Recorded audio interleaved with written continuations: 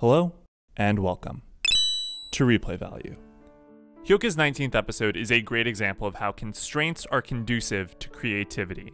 Imagine that you have a dialogue-heavy sequence that takes place entirely in one room for X amount of time.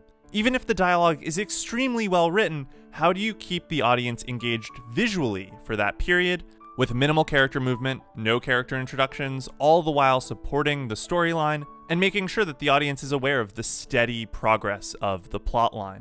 Some shows take this constraint and do exactly what one would expect. Sit the characters down at a table and have them talk at each other using shot reverse shot with occasional mix-ups and calling it a day.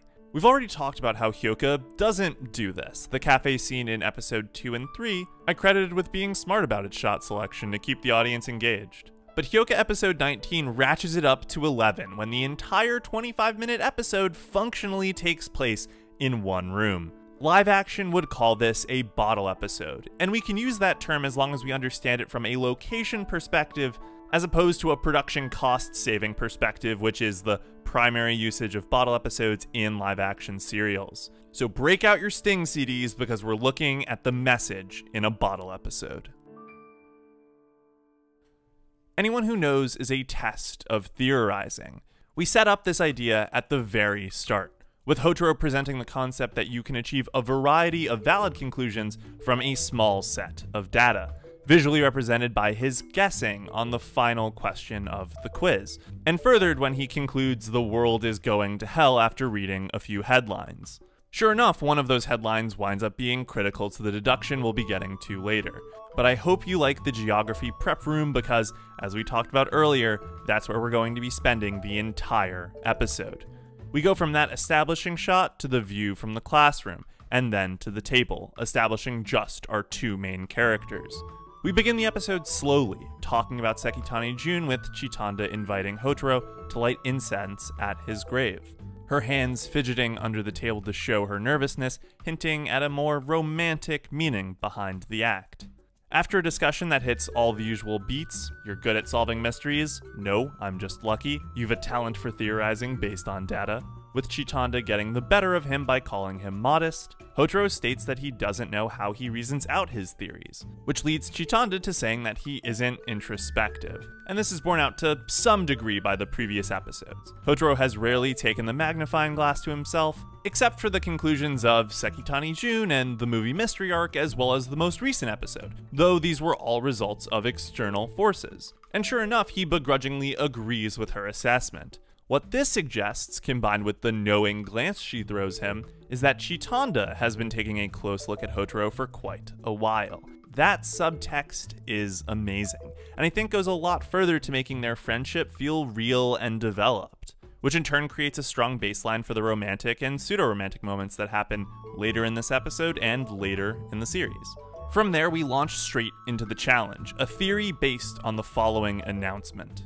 10月31日駅前の公文堂で買い物をした心当たりのある者は至急職員室柴崎のところまで来なさい.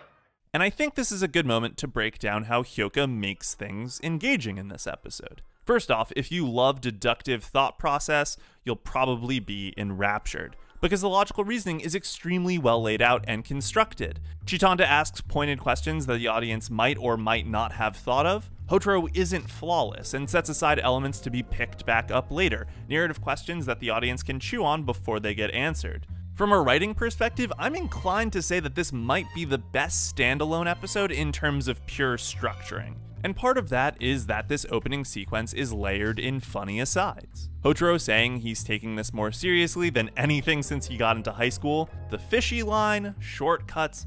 The opening half is filled with these moments, which serve not only as solid character building moments and reinforce our understanding of these characters' relationship, but to use our sense of humor to get us engaged with the plotline. 子宮とあるからですね。いや、呼び出しは大抵子宮だ。そうじゃない。 The second half, after the ad break, is almost entirely devoid of these, because at this point in the deduction, things are much more serious. The second half uses a lot more visualizations for the concepts that Chitanda and Hotaro are talking about, and fittingly, the art style for these are very cartoony and simple, which makes sense given that they're looking at this like it's a game. It's also a change of pace from the classroom, which is really useful in breaking up the shot types while providing the data we're learning in the audio on a visual level. The visualizations are really expressive and colorful, and give us some insight to Hotaro's thought process. And what I mean by that is, Hotaro's narrative is what drives most of these scenes. But when Chitanda breaks that flow, so too does the narrative pause or leave that visual space altogether. Indeed, it seems as though we're looking into Hotaro's head as we watch these moments. When he imagines himself as X, we're notably in a fake flashback to the classroom from earlier. My favorite example of this is when Hotaro enters the visualization. We zoom into the written announcement as Hotaro enters his mental palace. The key element of data from the news wall, the counterfeiting ring, bringing it all together, and then we enter this eerily shadow version of the visualization. It's kind of realistic, but muddied. And if you didn't already get that Hotaro was going to correctly solve the mystery because he's actually trying, this moment should solidify it for you. Because of how it's a different artistic style, a little bit more true to life, as though it's what actually happened, with some details missing and needing a few more elements to bring it to the finish line. And I think the fact that Hotaro is really trying here, or at least is trying harder than he has in recent memory, is a notable one. If Hotaro really wanted to win, because remember, he's trying to prove that anyone can create a theory and that Chitanda shouldn't be relying on him as much, he would purposefully mess up his theory, and at the first opportunity that Chitanda found a flaw, like her outburst about the counterfeiting not being possible, he should, in theory, take that as a win. One would likely make the case that he had forgotten his goal by then, which is the entire point. Hotaro's stated desire, wanting to prove that his theories are just luck, is completely at odds with his decision to go all out and try his best. This reaffirms the idea that if he commits to something, he's going to give it 100%, even if that means that he's proving the opposite of his initial point. Sure enough, after he comes to the correct conclusion, thanks to Chitanda, who provides tons of great data and counterpoints, he has totally forgotten the point he was trying to prove. This not only goes to the fact that his point wasn't a genuine desire of his, but also goes to show that time flies when these two characters spend time together. And the act of whatever they're doing is more important than whatever the reasoning for it was. Time flying is one of the strong points in this sequence, because the lighting is constantly changing. We're primed to it a bit early on with the dramatic shadows and lens flares, but frankly it's really subtle because it happens over time. That lighting shift makes shots that we've already seen feel different, if only because the shading is different. It makes the classroom feel like it's evolving with the narrative. Combine that with some pretty inventive shots, cuts to the visualization, and you get a sequence that visually never feels stale. I don't want to pretend that Hyoka never uses shot reverse shot, because of course it does.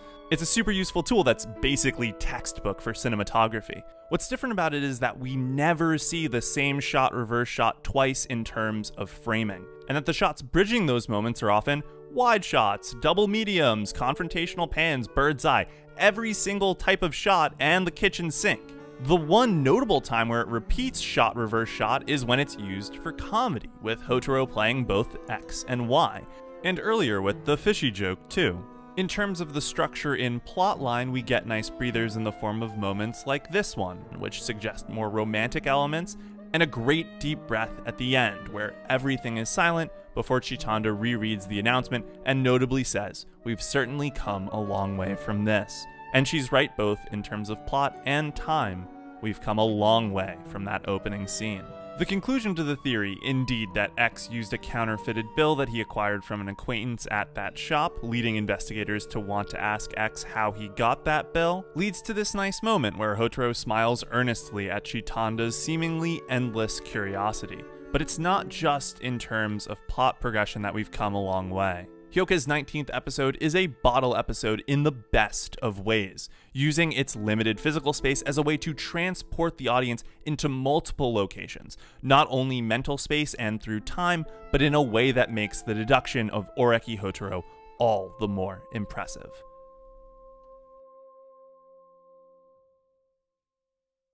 Until next time, hope you enjoyed, and thanks for watching.